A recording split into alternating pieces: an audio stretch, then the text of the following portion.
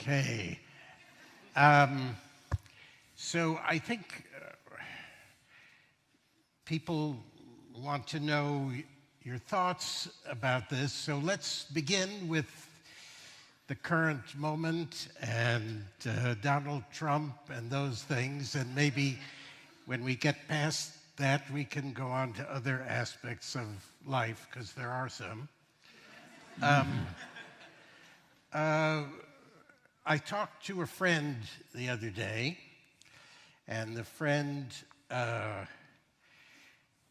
expressed at length his incredible shock and dismay at the fact that the president was now this very crude, brutal, greedy type of a man, and that this was now the face of America.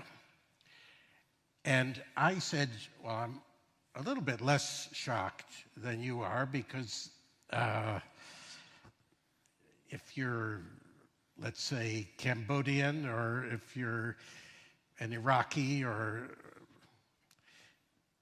if you're an Iranian, this is what you have seen of the United States has been a face that looks like Trump's face for, decades. If you're a black American, you may have seen the United States face as being like a Trump face. So I suppose let's begin with the question, our current situation. What do you think is not new, and what do you think actually is new? Because the truth is, I said to the friend, I'm not as shocked as you, but the truth is, I wake up every day and I look at the news and I am shocked, and I'm frightened and concerned. So what do you think in our current situation is not new, and what is new?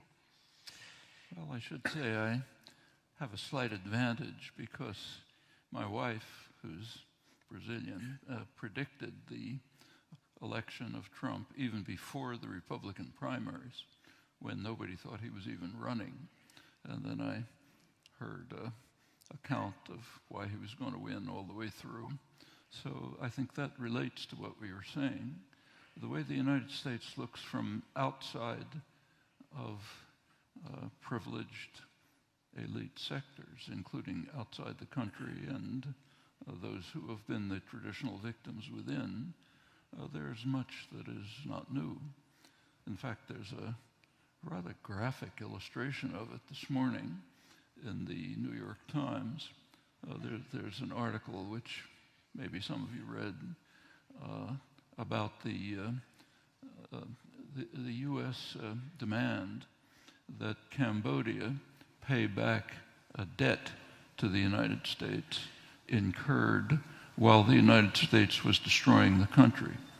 The early 1970s, there was a so-called secret bombing, secret largely because it wasn't being reported very much, in which we do not investigate our crimes, so the details are not really known, but it seems that probably hundreds of thousands of people were killed, a good part of the country was destroyed. The Khmer Rouge, who were a small guerrilla group at the beginning, ended up being a mass army of enraged peasants, which went on to carry out very well-documented atrocities, somebody else's we know about. And during that period, since peasants were being driven off the land by the American bombing, there was a food shortage. So therefore, the United States offered aid to the client government we had installed, so that they could purchase U.S. agricultural products. So it's basically aid from American taxpayers to American agribusiness via the Cambodian government while we're destroying the country. Now we're asking them to pay back the loan. And there's quotes from distinguished authorities saying, if you don't pay loans, the whole international financial system collapses and so on. But I think the most interesting comment, which is kind of hidden in there, is from the American ambassador to Cambodia, who says something like this. He says, for some reason that we do not understand, Cambodians often make anti-American comments. How can we possibly comprehend that? We're so noble and wonderful. That's the America that plenty of people see all over the world, not just in Cambodia. It's a particularly horrendous case. But there are things that are new. In fact, pretty dramatically new. Maybe the most dramatic of all is one that's barely getting discussed, and that's that's the U.S. withdrawal from the rest of the world on the issue that's of greatest significance to the prospects for human survival. So this morning's newspaper, happened to read it, I think it's the Washington Post this time, has graphic images of the receding glaciers in the Antarctic and elsewhere, which are likely to raise sea level by many feet, in fact. It could pretty much, in areas like Bangladesh with coastal plains, it'll drive tens of millions, if not hundreds of millions of people off their land. It'll inundate coastal cities. It'll devastate a good part of what we regard as organized life. Every country in the world, with the exception of the United States, is now committed to at least some actions on this issue. The U.S. was too up until November 8th. The U.S. alone in the world is not only refusing to participate, but is actually moving in a dedicated fashion in the opposite direction, trying to maximize the damage. There was, in early November, at the time of the election, there was a very crucial conference taking place in Morocco, Marrakesh, Morocco. It was COP22, it's called. It was the follow-up to the Paris negotiations of December 2015. Under UN auspices, there are about 200 countries. In Paris, there was the intention in Paris was to reach a verifiable treaty, but that could not be done because of the Republican Party. The Republican Party would not accept binding commitments, so there were only sort of verbal commitments. And this follow-up conference was intended to sort of put teeth into the agreement. And the conference started early November, taking place November 8th, the day of the election. The World Meteorological Organization submitted a report of the situation of global warming, climate, very dire report. And then the conference ended. The election returns came in, everybody was stunned. The rest of the conference was essentially, can we continue? Is there any hope of continuing when the most powerful, wealthiest country in world history is deciding not only not to participate, but to drive the train backwards? And that's been what's proceeding since. This departure from the rest of the world is pretty striking. It's not the only case, but it's a case of enormous significance. Now, there are others coming along, which we don't know. The other crucial issue in human life, issue of survival, existential issue, is nuclear weapons. Trump's positions on this have been all over the map, so it's very hard to know exactly what he means, but some of them are pretty frightening. So one of his discussions with Putin, his friend Putin, he indicated that he was opposed to the New START treaty, which would sharply reduce nuclear weapons have been reducing since the end of the Cold War, nowhere near fast enough, but to a significant extent. A New START would reduce them further. He said, it's a bad deal from the United States. We may not do it. If so, then That's another departure from the world on a critical issue. And it continues. So there are differences and there are similarities. This goes in so many different directions, but I'll take one side of it. Do you think the people who deny the existence of climate change are sincere, or do you think that they simply want oil drilling and the profits from it to continue, and so they pretend they don't believe the scientists? You said an obscene word, and you should apologize. The word, I can't say it. There may be children in the audience. It's spelled Profits. The way you're supposed to pronounce that word is jobs. Yeah. So what they're interested in is jobs. But yeah, that's and short-term profits for tomorrow outweigh the question of whether organized human life can survive. Who believes it? Who doesn't believe it? It probably varies. So the leading Senate figure dealing with the environment, James Inhofe, is an evangelical Christian, and he and his associates are pretty much running now what's left of the Environmental Protection Agency after its essential dismantling. And I think there's every reason to assume that he believes it. His position is, if God has decided to warm the Earth's atmosphere, it's not up to us to do anything about it. That would be sacrilegious. Okay, that's a position that does resonate with a good part of the population. There's a Pew poll which concludes that about 40% of the population does not regard climate change as a very serious issue because they're anticipating the second coming. The United States is off the international spectrum on this issue, as on a number of others, has been for hundreds of years, in fact. So those believe it, but I think the Koch brothers, rational people, they know what's happening, but they want jobs tomorrow. Right. Yeah.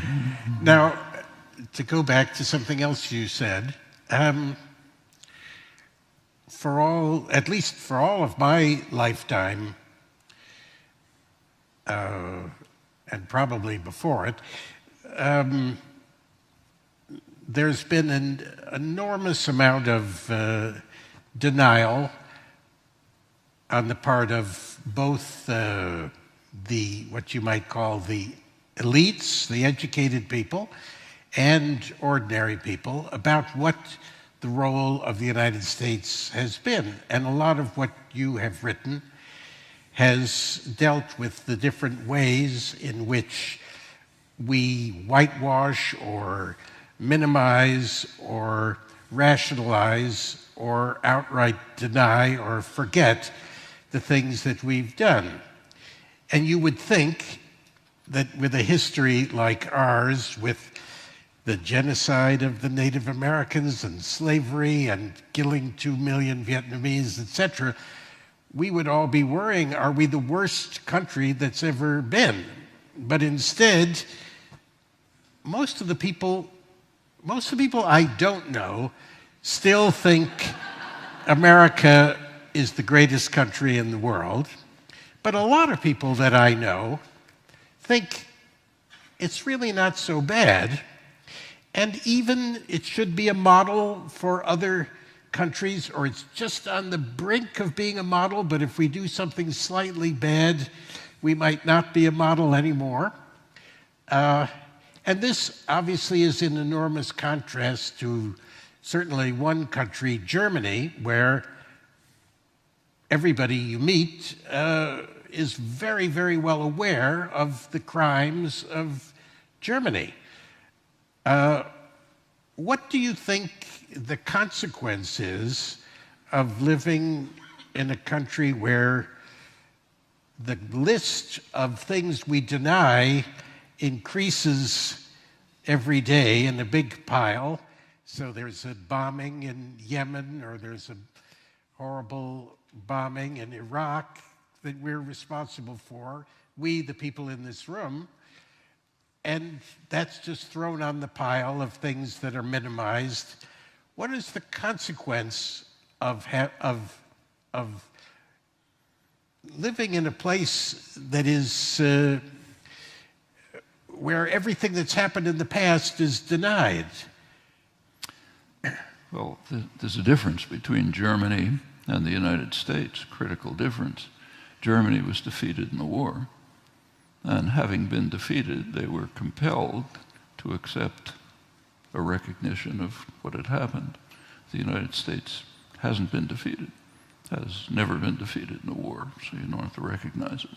But the United States, this is called American exceptionalism, which is a very bad term. For one thing, because it is not in the least exceptional. Every great power that I know of during its day in the sun had the same point of view.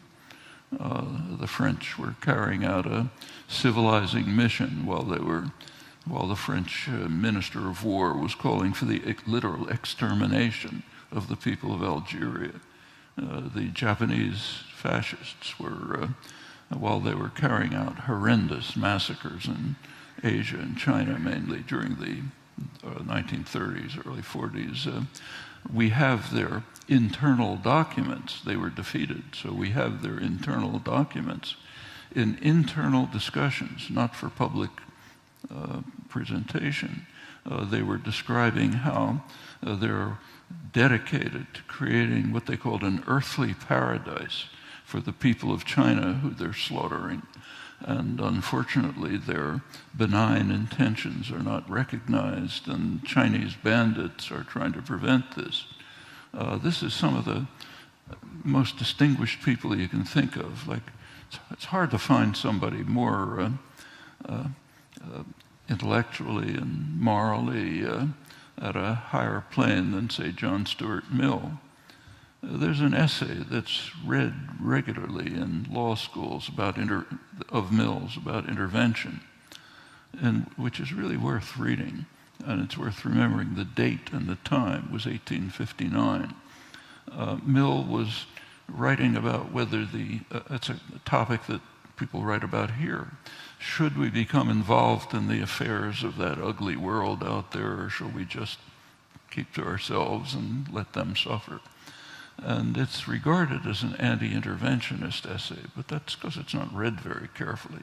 What he says is, England is a unique country. It's not like any other country in history. It's an angelic country. We act only in the interests of others, but we're so benign and so benevolent that others can't believe it. So they attribute to us base motives. And if we intervene to try to help them, they're going to heap obloquy upon us because they'll believe we're doing it for some motive of our own. And then he goes on to say, well, nevertheless, despite the fact that we'll be condemned for these actions, it's still necessary for us to intervene just to save the barbarians from their own horrendous acts. And he's referring to India. And what he's advocating is the continuation of the British conquest of India. It wasn't complete at the time. The reason for the extension of the conquest, as he knew very well, he was an official of the East India Company. These things are all being debated in Parliament. It was perfectly well known. The reason for extending British control in India was to try to gain control of the opium trade. And they needed control of the opium trade because they were trying to break into China. This is the period when England was talking about free trade, but with the usual footnotes. China didn't want British manufacturers. They had their own. And Britain had no way to sell China Lancashire production. The only way they could do it was by turning the country into a country of opium addicts. So using gunboats and drugs, they were going to break into China to sort of compel them to accept British manufacturers. That was a large part of the reason for the extension of the the conquest of India. Furthermore, this was 1859, immediately after horrifying British atrocities in India. There was an event called the Indian Mutiny, and there was an uprising in India against British rule. 1857, the British put it down with extreme violence and brutality. All of this was well known, as I say, was being discussed openly. Here's one of the most distinguished intellectuals of the modern Enlightenment writing this kind of thing. So American exceptionalism is not exceptional. And it's very interesting. There's an interesting question which, as far as I know, has never really been investigated. To what extent is this an elite intellectual phenomenon, and to what extent is it the attitude of the population? And there's some interesting evidence about that which could be investigated further. So take the Vietnam War. That was the worst crime of the post-Second World War period. Pure aggression, no justification for it. Millions of people killed, 3 countries practically destroyed. It came to an end in 1975. Take a look at the record in 1975. Everyone had to write about the war, what we thought about it. In the United States, there's basically 2 views. There was a view that it was a noble effort. We didn't try hard enough, or stabbed in the back, didn't succeed, we lost the war. The other view, sort of what's called the left, it's illustrated by maybe the best example is Anthony Lewis, a sharp critic of the war from about as far to the dissident side as you can get in the media. He wrote about it at the time. What he said is, the war began with blundering efforts to do good. Because by definition, like John Stuart Mill, everything we do is an effort to do good, but blundering didn't work very well. And he says, but by 1969, it had become clear that the United States could not achieve its goals of bringing democracy to Vietnam at a cost acceptable to ourselves, so it became a disaster. That's the dissident view. Now, what about the population? At around that time, polls were being taken by the Chicago Council of Foreign Relations, serious polling agencies. And one of the questions they asked is, of course, what do you think about the war in Vietnam? And there were several choices, and about 70% of the population said the war was not a mistake. It was fundamentally wrong and immoral. And that goes on as long as polls were taken into the early 80s. Now, the serious political scientist who ran the polls comments on this, and he says, well, what this means, he says, is that Americans thought it was immoral because too many Americans were being killed, which is possible, but there's another possibility. Maybe they thought it was fundamentally wrong and immoral. Yeah. But that's a concept which is so foreign to the intellectual environment that the question couldn't even be raised.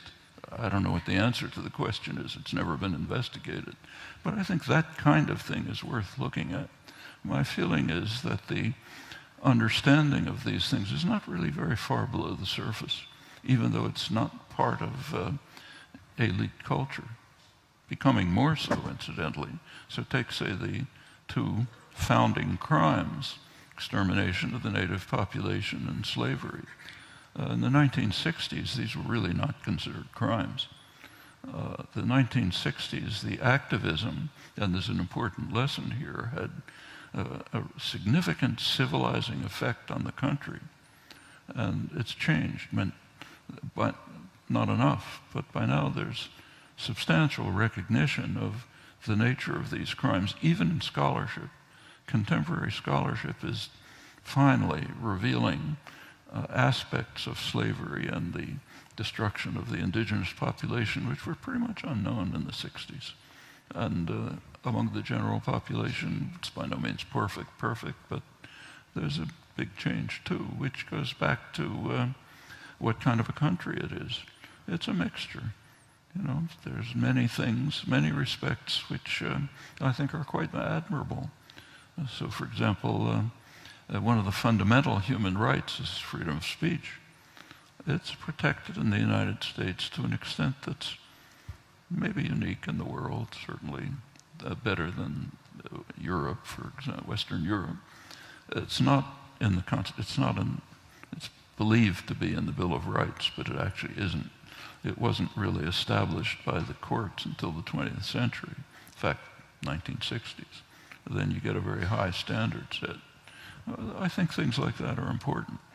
There's many respects in which there's awful crimes, terrible crimes, right up to the present, but there's a good streak too. Well, certainly, and high school students are much more likely to learn these days about those crimes than they were when I was. Well, just to give you one example, I think it's Arkansas, the state of Arkansas, there's some legislation to try to ban the use of Howard Zinn's People's History. You didn't have to ban it when it came out because it was under the index. Couldn't read it. Now it's read by students, high schools, and so on. Now, you have always had a suspicion of authority, let's say, and an unwillingness to grant powerful people the right to make decisions on everybody else's behalf. And you've criticized those people who have worried about an excess of democracy, from James Madison on to our own time, Walter Lippmann, and all sorts of, maybe de Tocqueville was one of those people. You've been critical of those who have worried that if you give the ordinary person too much influence in society, they might make wrong decisions and go in the wrong direction. Now, today, you have a situation where, let's say, an enormous number of people in the middle of the United States get their news from Fox News or from right-wing radio or from right-wing online sources. And of course, we've seen that an awful lot of people voted for Trump. A lot of people seem to be coming out of the woodwork, expressing horrible racist attitudes, looking for scapegoats, whatever. What do you say to the people who question who say, well, these people, James Madison and the others, were right? I mean, how can you be enthusiastic about giving power to people who are controlled by Fox News? What do you say to that? Well, let's take James Madison, who, like John Stuart Mill, was a distinguished, highly respectable figure in basically the European Enlightenment. He was a slave owner, like practically all of the founders. I think John Adams is probably the only one who wasn't. Virginia was the center of power in the colonies. The presidents almost all came from Virginia the first 30, 40 years. Virginia was not only a slave-owning state, Virginia was the state which produced slaves as a commodity. So when the British banned transatlantic, international traffic in slavery, I think it was 1808 approximately, Virginia applauded it because it was competition. They didn't want slaves coming from Africa because they were producing so many of them that there was an excess and they could sell them to this expanding slaves. That was the elite, right? You take a look at the the factors behind the what we call the American Revolution. I mean, there's talk about taxation without representation and so on. But there were other factors which were more significant, which in fact are coming out now in current scholarship, though they've been known in the past. One of them was a decision by the British courts, Lord Mansfield High, British legal official, in 1772, in which he declared that slavery is so odious that it cannot be tolerated in Britain. It could be tolerated in the colonies, but not in Britain. And American elites, who were mostly slave owners, saw the handwriting on the wall, and that was undoubtedly a factor in their concern a couple of years later to liberate themselves from a country which might impose that here. There was another crucial issue. The British were trying to ban expansion across the Appalachians. They were essentially protecting the Indian nations for their own reasons, not marvelous reasons, but they were a barrier to expansion. The settlers wanted to expand. Until they were independent, they couldn't expand. That's the elites. Of course, it's the common people too. The Vietnam War was the elites. The Iraq invasion was the elites. Take today's policies. Today's Republican leadership is trying to carry out some of the most savage attacks on the American population in recent history. You just take a look at the budget proposals of the rest of them. They're not coming from Trump. They're coming from Paul Ryan and the Republican leadership and his billionaire cabinet. That's elites. Yeah. Now, if you ask why did people vote for Trump, there's a lot of reasons. Some of them are understandable, quite understandable. So, as I'm sure you've seen, it's been discovered the last couple of years that among American white working class, lower middle class, white males mainly, something quite remarkable is happening, an increase in mortality. Yes. That doesn't happen in developed societies, except in war or something like that. And it's apparently a kind of hopelessness, despair. 30 or 40 years of neoliberal policies have led to stagnation or decline for the majority of the population. You take a look at the figures. In 2007, right at the peak of euphoria about the wonderful new economy, right before the crash, 2007, the real wages for American workers were lower than they had been in 1979 when this set of neoliberal policies was instituted. Reagan, late Carter, Reagan, Clinton, and so on. It's been very harmful to much of the population. Well, when many of the people who voted for Trump voted for Obama, working people, because they believed the propaganda about hope and change. You remember those words. They didn't get hope, they didn't get change, and now they're listening to a con man who's saying the same things. That's understandable. Yeah. And if there were a serious, constructive, progressive alternative, I think it would reach these people. And it's kind of interesting to notice that there was a poll taken by Fox News, of all people, a couple of weeks ago, in which the question that was asked was, who's your favorite political figure? One person was way ahead of anyone else, Bernie Sanders. That's the population. Wow. Well, I think those take, say, issues.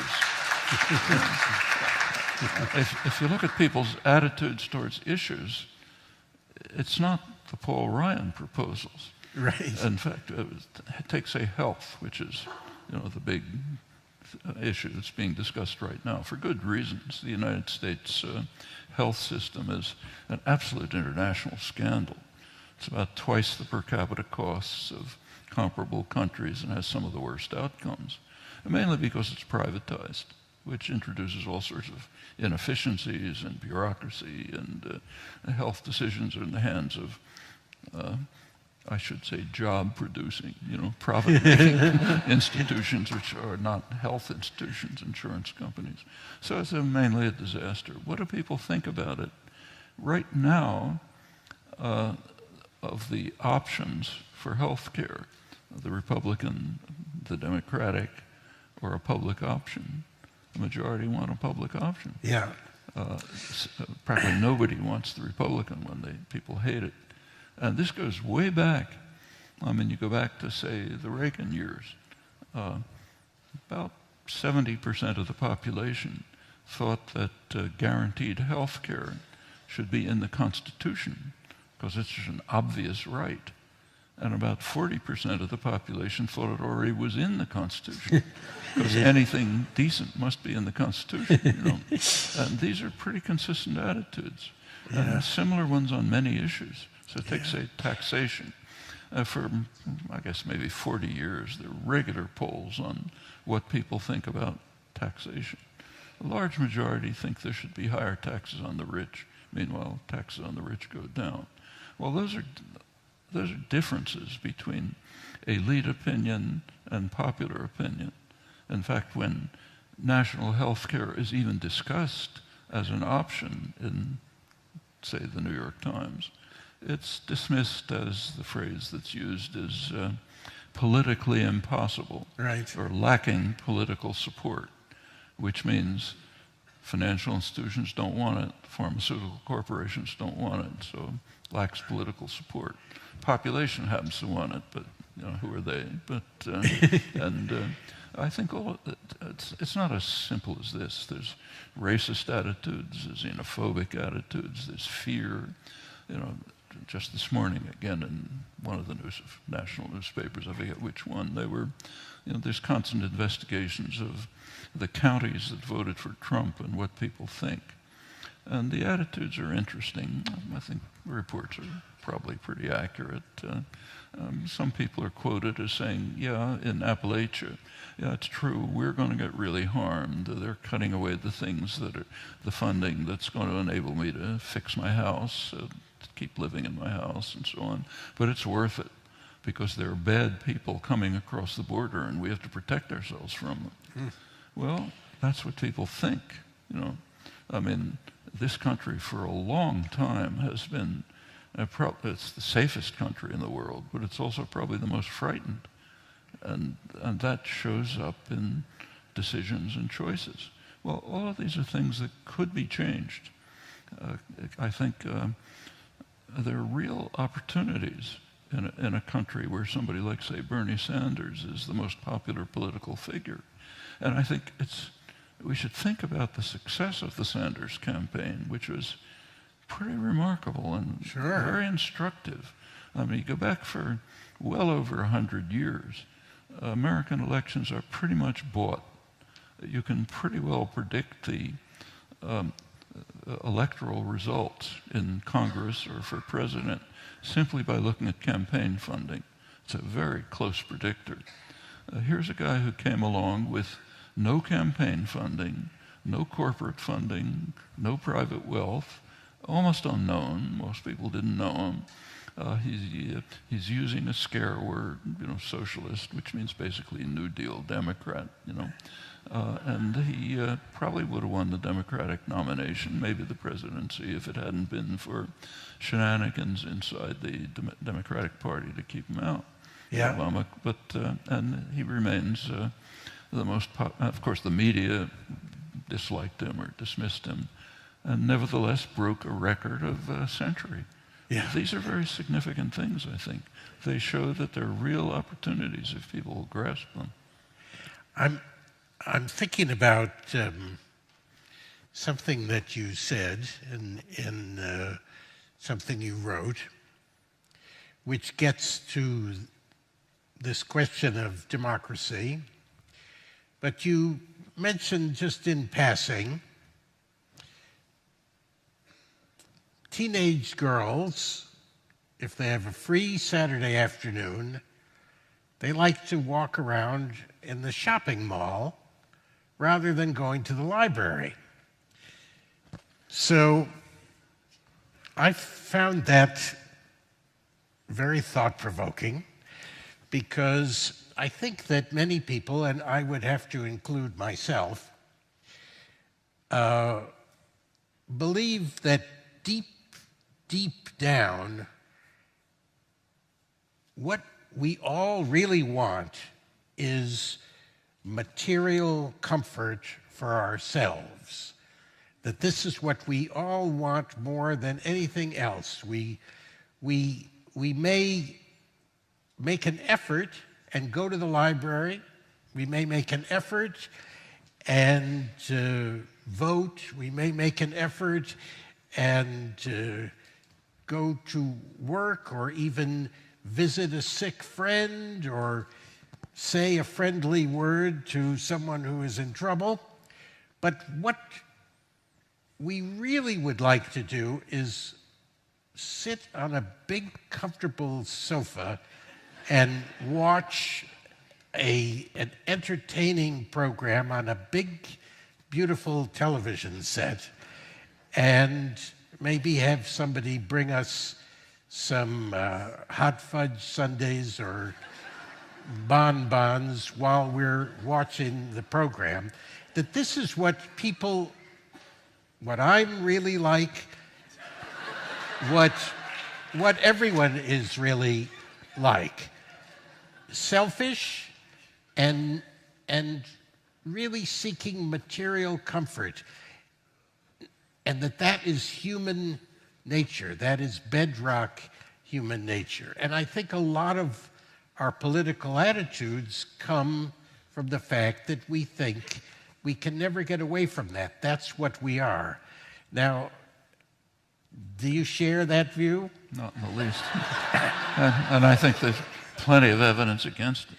There has been a massive effort for over 100 years to try to convince people that that's what we are. It's called advertising. It's a huge industry.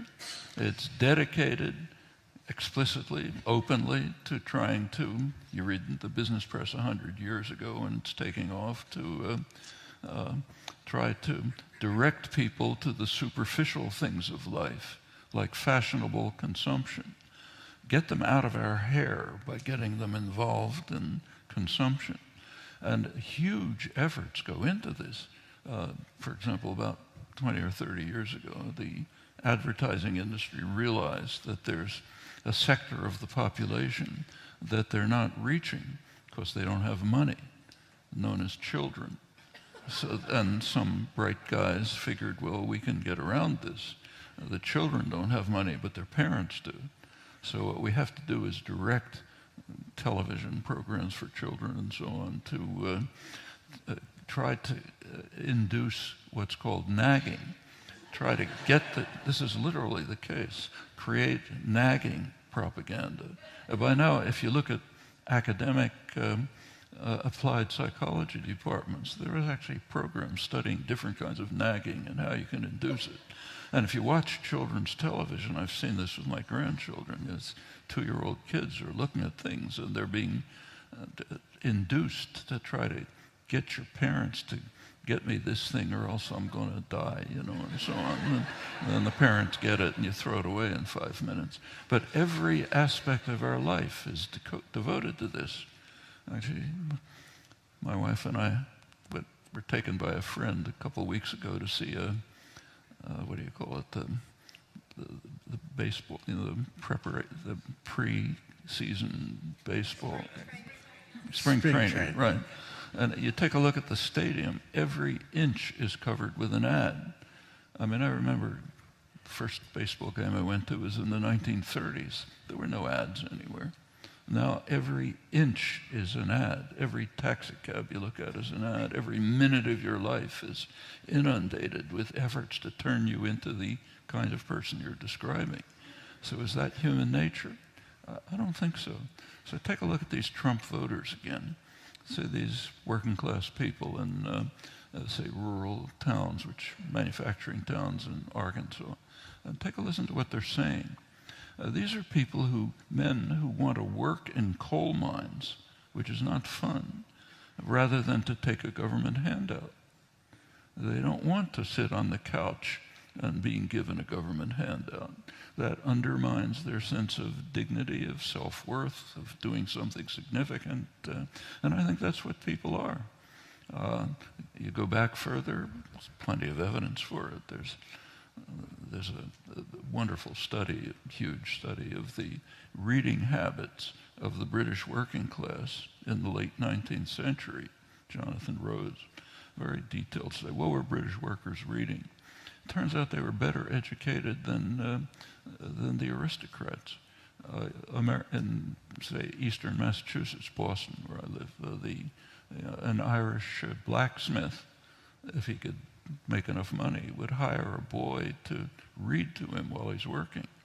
I mean, I can remember this from childhood. In the 1930s, most of my family were immigrants, first generation unemployed working class. They were quite educated. Many of them didn't go to school, maybe fourth grade, but they read, they went to concerts, they went to Shakespeare plays, they talked about it, they were interested in politics. I think it's taken huge efforts to try to drive all of this out of people's heads. I think the natural thing for humans is to want to be independent, creative, whether creative, maybe you work on fixing up old cars in your garage in the weekend instead of sitting and watching television, whatever it may be.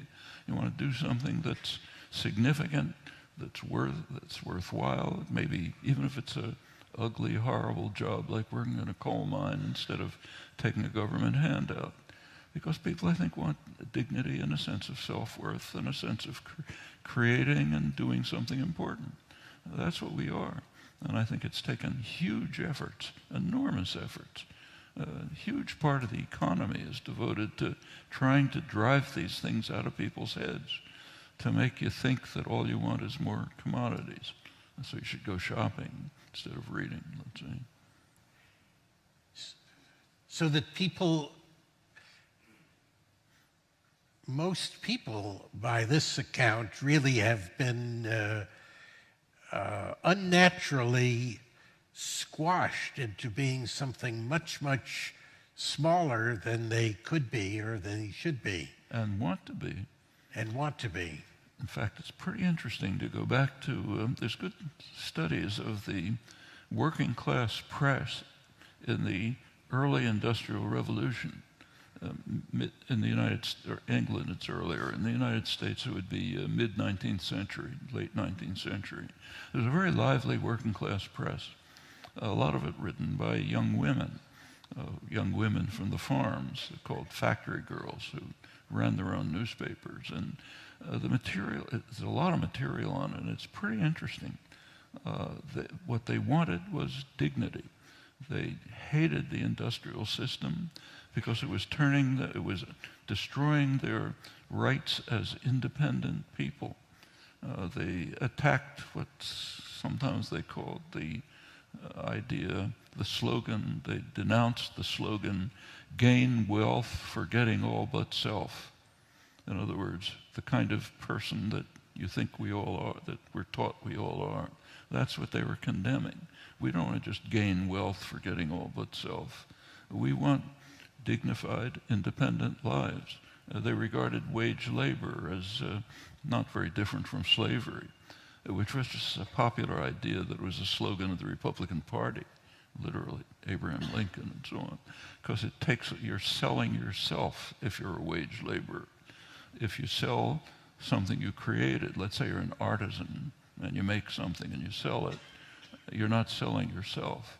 If you sell your labor, you're selling yourself. You're losing your dignity and independence. It's an attack on your fundamental rights. These are themes that run right through the spontaneous productions of mostly uneducated working class, what we call uneducated working class people. It was the same in England before us. I think it's the same elsewhere. I just don't think people are, you talk about human nature, I think we're talking about something that's constructed and contrived with enormous effort, conscious effort. You look at in the television industry, there's what's called content and fill in a program. Content is the ads. Fill is the car chase that you pull off the shelf to keep people watching between the ads. And if you just watch television, you can see that the creativity, the thought, the funding, and so on is going into the ads, not into the fill. In the newspaper industry, there's what they call the news hole. So you lay out the newspaper. First you get all the ads. That's what matters. Then there's this news hole where you put in things to keep people watching. I mean, this is literally hundreds of millions of dollars a year. A huge part of the economy goes into this.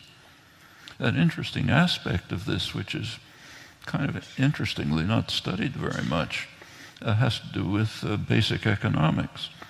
So anyone who took an economics course or reads about it knows that a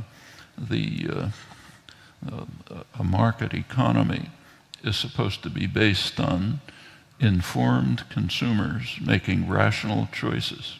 That's what we're taught our economy is. Turn on the television set and take a look at the content, the ads. Are they trying to create informed consumers making rational choices? I mean, if we had a market economy, if there was an ad, it would be an announcement by, say, Ford Motor Company. Here are the characteristics of the cars I'm producing next year. Here's what Consumer Review says about them. That would create informed consumers making rational choices. That's not what you see. There's huge efforts to try to create irrational consumers, uninformed consumers making irrational choices, to undermine market economies, yes, and to turn people into people who may even believe that what they want is to sit on a couch and watch television. That's not what they want as human beings.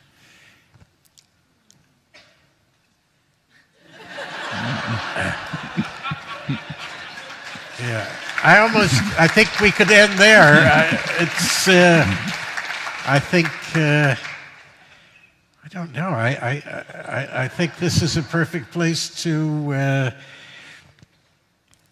I mean, we could go on for hours, but I think maybe this is the perfect place to stop. Really. Oh no, they don't want us to stop. All right, I'll ask you one more question that just comes up. You have, well, in the time that I've been aware of you, you've been quite opposed to each of the wars that the United States has been involved in. And you quote Bertrand Russell and Albert Einstein, who said in, I think, 1955, something like, shall we put an end to the human race, or shall mankind renounce war?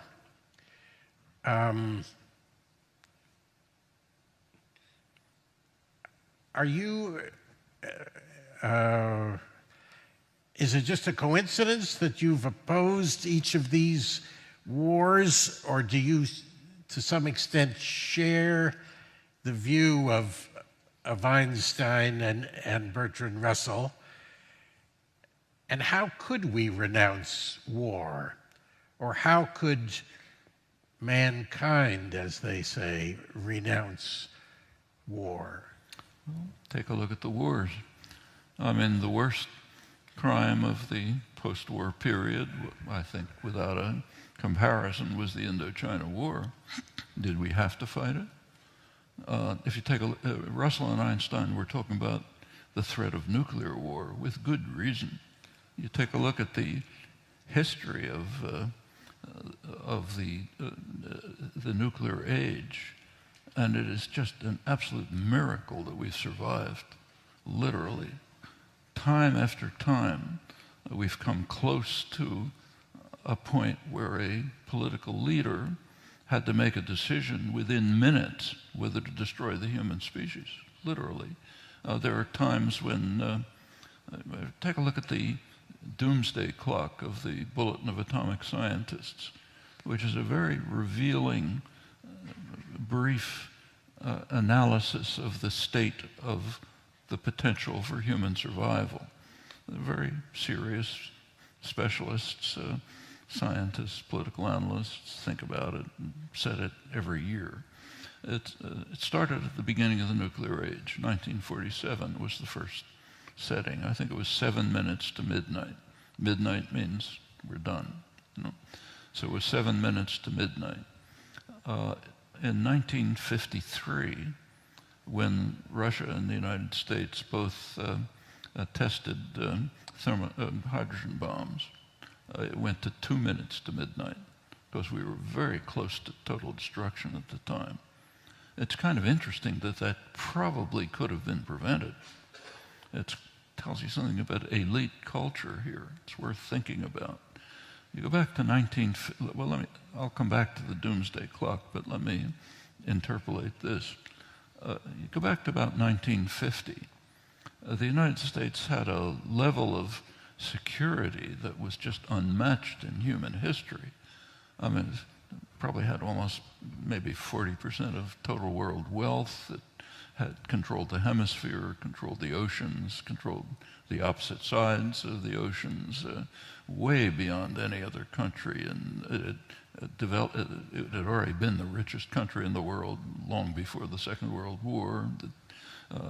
Industrial production quadrupled during the Second World War. Other countries were devastated. Just enormous security. One potential danger. It was potential at the time. Intercontinental ballistic missiles with hydrogen bomb warheads. They didn't exist, but they were going to exist. It was clear that they were being developed. There's a very interesting study, the major study of nuclear strategy by McGeorge Bundy, the National Security Advisor for Kennedy and Johnson. He had access to classified material and so on. And he makes a very interesting comment. And it's also interesting that nobody's ever said anything about it. You take a look at the book, he says, around 1950, he describes the security situation. And he says that's about the time when the U.S. was beginning to develop ICBMs, hydrogen bombs, so on. He mentions that in passing, kind of like a passing comment, he says he was unable to find any discussion, any proposal, any hint in the entire internal record that maybe we ought to try to negotiate an end to this before it is developed. Now, it turns out that at the time there's pretty good evidence that the Russians might have been very interested in negotiations, which would have led to détente, maybe to unification, neutralization of Germany, to ending of advanced weaponry in which they were way behind, incidentally, so they had every reason to want it. They were trying to reconstruct from the war. It's conceivable, in fact not unlikely, that it would have been possible to negotiate a termination of the sole programs that could have threatened the United States. And not only was not proposed, but it apparently never occurred to anybody. That's the elite that you're talking about, okay? And this runs through the whole history. Well, to go back to the doomsday clock, 1953, it went to 2 minutes. And then it kind of oscillates around for a while. 2 years ago, it was pushed forward to 3 minutes to midnight. A week into Trump's term, it was moved to 2.5 minutes to midnight. That's the closest it's been since 1953. Well, that's the world we live in. These are human choices. That's what Einstein and Russell were talking about in that manifesto in 1955. Either they said the humans are faced with a choice that is stark and unavoidable, we will either renounce war or we'll destroy the human species. And as I say, if you look at the record of near accidents, adventurous acts by political leaders, it's literally miraculous that we've escaped. And now it's more dangerous than it has been throughout the whole nuclear age. And that's now combined with the threat of global warming, which is another. So what are we doing about it? Well, what we're doing about it is ignoring it. So take, say, the last political campaign, the electoral campaign. Here are the two most crucial issues in human history. Were they discussed? No. I mean, not only did the political participants not discuss them, but the media didn't discuss them. Commentators didn't discuss them. Now, take what I mentioned about November 8th. Just think what happened on November 8th. I mean, what happened is just astounding. Here's a meeting of 200 countries trying to deal with a problem of existential significance. Will the human species survive? That's what they're trying to deal with, not in the distant future, coming generations. You know. Right. What happens? November 8th, conference ends. The major country in the world pulls out. If you take a look at the discussion, they were looking to some country to save us from disaster. China. Here's the countries of the world looking to China to save us from potential disaster when our own country, most powerful in world history, is racing toward the precipice. See if you can find a comment on it. Did you see a comment anywhere? I mean, this is so astonishing you can't hardly find words to describe it. Well, that's the situation we're in among the elites, incidentally. We're talking about elite opinion here. Okay, that's the kind of thing that Russell and Einstein had in mind. And in fact, Russell, near Einstein, died almost immediately after this declaration. It was his last word, basically. But Russell lived on, and in his later years, he was asked, do you think there'll ever be peace in the world? And he said, yeah, there'll be peace when everything has been destroyed and all that's left is bacteria and mollusks, and then there'll be peace. You know, maybe. That's how we're running the world. There was a very interesting debate about 20 or 30 years ago, which I've been kind of obsessed with ever since. I keep referring to it, so maybe some people have heard me refer to it. It was a debate between Carl Sagan, astrophysicist, and Ernst Mayr, the grand old man of American biology, and the debate was about extraterrestrial intelligence. Are we going to find it? And Sagan, arguing from the point of view of an astrophysicist, calculated the number of planets more or less like ours in the universe, and a great many of them. He said it's very highly likely we're going to find intelligent life. And Mayr argued from the point of view of a biologist. He took the opposite view. And he had an interesting argument, which we should think about. He said, we have one instance, Earth. There have been about 50 billion species on Earth. We have a record of survival. Which species survive, are biologically successful? He says, if you take a look, it's inversely related to intelligence. The species that really do well are those that mutate quickly, like bacteria, or those that have a fixed niche and they just stick there no matter what happens, like beetles. They do well, they keep going forever. As you go up the scale of what we call intelligence, there's less and less survival. So when you get to big mammals, there aren't all that many of them. When you get to primates, there are very few. If you go back to early human history, there's a couple of thousand wandering around, apes, very few. Modern humans, last couple thousand years, it's a kind of statistical blip. There happen to be a lot of them. But his conclusion is that the history of life on Earth refutes the claim that it's better to be smart than stupid. And I think we're trying to prove that right now.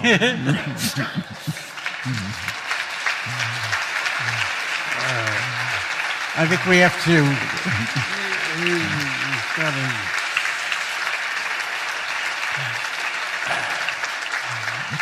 Okay.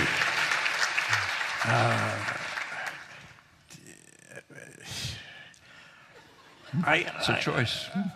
Yeah, I mean, do we want to have a couple of questions from out there? Are there people who are...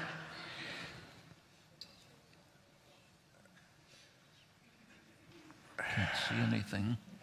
I just see there's... Let's take 3 intelligent questions. Okay, we're going to have 3 questions. Professor Chomsky, despite your last comment, you seem to have a lot of confidence that the populace at large, supports sensible solutions to problems. Yet we just had an election where half of the people that bothered to vote were sold by a hallucinatory, crazy, sort of obviously insensible set of promises. Given that recent history, I find it inconceivable that, that in the near future, these people are going to pivot towards some kind of sensible, progressive, perhaps, solutions to society's ills. Have I got you wrong, or what do you think? Well, I'll just repeat what I said before.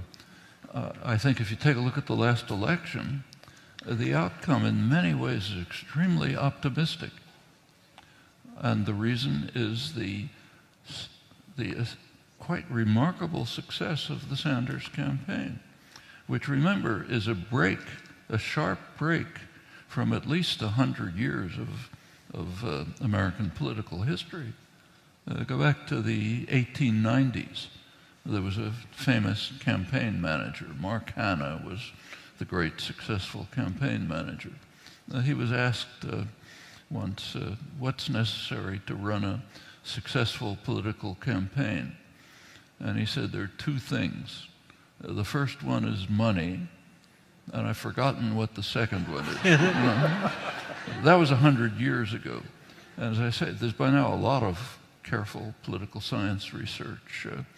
Tom Ferguson, a very good political scientist, has done a large amount, many others, and it shows literally an almost direct prediction of electability simply on the basis of campaign funding, and also of policies are highly determined by campaign funding. It's astonishing. Kind of result you don't get in the social sciences much. Well, Sanders totally broke it. No funding, enormous success. Now he's the most popular candidate in the country. What does that tell you about the electorate? If somebody could approach people with policies that mean something to them. Those people who've voted, working people who voted for Obama and were disillusioned, don't have to be disillusioned. There are policies, very sensible policies, that could meet their perfectly justified hopes and aspirations. So it doesn't look to me like a hopeless situation. It seems to be a dysfunctional political and economic system which can be changed. It's not graven in stone. We can change it. And the fact that it is a very free country gives us the opportunities. Just have to grasp them. Man, you better be right. Now, we really can only take 3, so... I'll be quick. Dr. Chomsky and Mr. Wallace, thanks for coming. My question is in respect to Syria. Do you believe that Syria is, at this point, a failed regime change? And with Russia's involvement, is the relationship with Russia and United States at a position worse than Cold War era? It's worse than, I didn't hear the end. Cold War era. The Cold War era. Worse than the Cold War. Well, I think there is potential conflict developing between Russia and the United States, which may be worse than the Cold War era. I'm not alone in thinking this. This is William Perry, one a very respected nuclear strategist, long history, has been recently saying as loudly and publicly as he can that he can't believe the fact that people are not concerned with the fact that today we're approaching potential conflict with Russia, which is great as, maybe greater than the Cold War period. He's by no means alone. There's a reason for this, but it's not Syria. The reason is the Russian border. At the Russian border, both sides are engaged in highly provocative activities. NATO's carrying out major military maneuvers hundreds of yards from the Russian border. The Russian planes are buzzing American planes. Both sides are expanding their military. Trump has called for a huge expansion. Obama's already expanding it. And notice that it's the Russian border. It's not the Mexican border. Okay, that's worth thinking about. This is the border through which Russia has been invaded and virtually destroyed several times in the last century by Germany alone. Now it has NATO, much more powerful than Germany, right on its border, expanding since the end of the Cold War. But the provocative actions there could easily explode. It's extremely dangerous. And it doesn't have to happen. Actually, I don't know exactly, again, the words to describe it, but the one ray of light in the Trump proposals is the indication that he might, and the people around him might be inclined to try to reduce the tensions with Russia. And that's what the Democrats are focusing on. What they're condemning is trying to extinguish is the one ray of light in the whole picture. Instead of talking about all the other things, the horrible things that they're doing, the budget proposals, the military, the climate, and so on, they're going after the fact that maybe they talk to the Russians. I mean, it's the best thing they could be doing, is talking to the Russians and trying to reduce tensions at the point at which they might explode. But it's not Syria. Syria is horrible. I mean, it's a hideous story. What the Russians are doing and what Assad is doing are absolutely monstrous. The forces supported by our allies, Qatar, Saudi Arabia, are pretty horrible themselves, although most of the atrocities are Assad-based. And the United States has not a great role either, but the Russians and the Americans are not really in a situation. I mean, something could go wrong there, it's possible. They both have air forces bombing. Something could happen, but I think the real threat is the one at the Russian border, and it's very serious. Thank you. Thank you for your time. Thank you. Certainly the gravity of the issues discussed tonight weighs heavily on everyone in the room. And my question is, for the majority of us, I'm sure, who just have to devote 10 to 12 hours a day just to eat and have shelter and survive, but constantly mindful of everything discussed tonight, what can we do? What is your advice? Thank you. It's an interesting question. I get a ton of mail every day, and a lot of the questions are exactly that, often from young people. I'm worried about what's happening in the world. There's all kind of terrible things, this and that problem. What can we do? The answer is just about anything you want to. There are a lot of opportunities. We're very free. It's, by comparative standards, it's not a very repressive society. People talk about, for some, if you're a black male in the ghetto, yeah, it's a dangerous society. But for most of us, for people like us, it's not a repressive society. There are many options. The things we've been talking about illustrate them. from electoral opportunities through, take, say, climate change, which is a monstrous problem. The federal government right now is in the hands of a wrecking ball, literally. I've said this before. It may sound outrageous, but if you think about it, I think it's true. Today's Republican Party, I think, is the most dangerous organization in human history. Literally. It is racing towards destruction openly. Practically every Republican candidate either denies that it's happening or says we don't care. But the fact that, you take a look at the decisions of the Trump administration so far, there is discussion of the fact that the Environmental Protection Agency is being virtually dismantled. But the major government operations on energy are actually in the Energy Department, and there it's being slashed. Even comment on it is being prohibited. But it doesn't mean you have to give up. There are plenty of things that can be done at the state level, at local levels.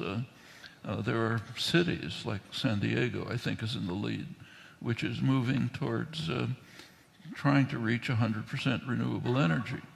In Massachusetts, there's new legislation calling for elimination of fossil fuels within a short period of time. There's individuals can do things like things as simple as changing to lead bulbs, sharply cuts energy costs.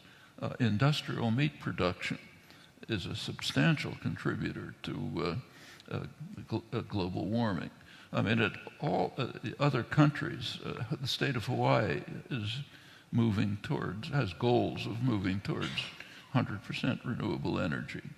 Denmark already is close to that. Germany's moving towards it.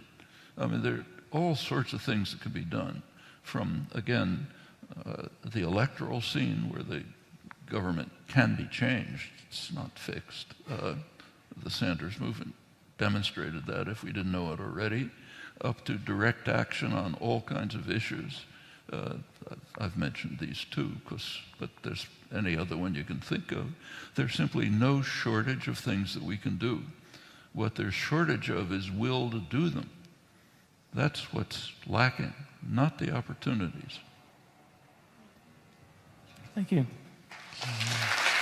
Thank you very much, Wally Shawn, Noam Chomsky. Thank you so much. Thank you.